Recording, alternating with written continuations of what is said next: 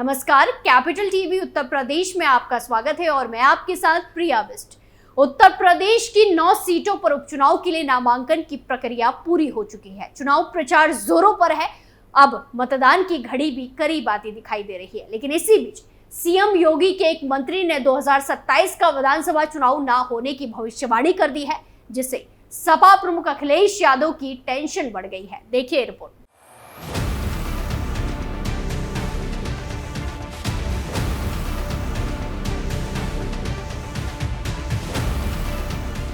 उत्तर प्रदेश विधानसभा चुनाव को लेकर अभी से ही प्रदेश में सियासी हलचल तेज देखी जा रही है।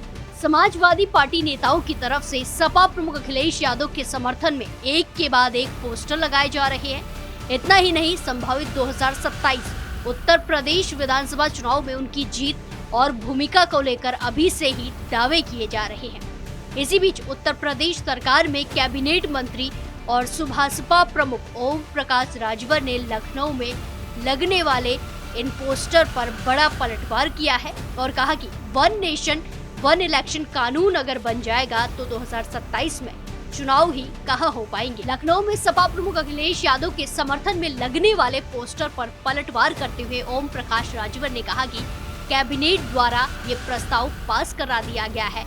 हम एक देश में एक चुनाव कराने के पक्ष में हैं। आने वाले सत्र में इस प्रस्ताव को सदन के समक्ष रखा जाएगा।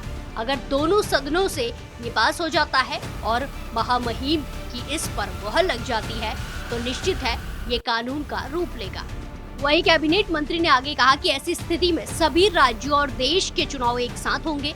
इसीलिए खुद विचार करने वाली बात है कि जब एक देश एक चुनाव का कानून होगा तो उत्तर प्रदेश में 2027 विधानसभा चुनाव कैसे संभव है। ऐसे में सत्ता के लिए व्याकुल समाजवादी पार्टी के लोगों को और ज्यादा इंतजार करना पड़ेगा। ओम प्रकाश राजभर ने कहा कि हकीकत तो यह है कि उनकी बातें सिर्फ पोस्टर तक ही सीमित है। जनता अब मुद्दों के आधार पर जनप्रतिनिधियों पर भरोसा करती है और हम उनसे जुड़ी हुई योजनाओं को लागू कर रहे हैं। इसीलिए जनता जनार्दन एनडीए पर भरोसा करती है।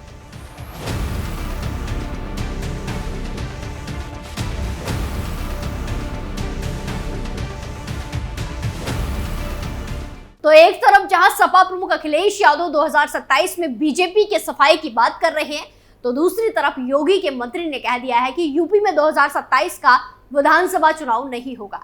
ऐसे में सपा प्रमुख की उम्मीदों पर पानी फिरता दिखाई दे रहा है, लेकिन चुनाव होगा या नहीं ये तो वक्त बताएगा। इस खबर में फिलहाल के लिए इतना ही। बाकी तमाम खबरों के लिए देखते रहिए कैपिटल टीवी उत्तर प्रदेश। नमस्कार।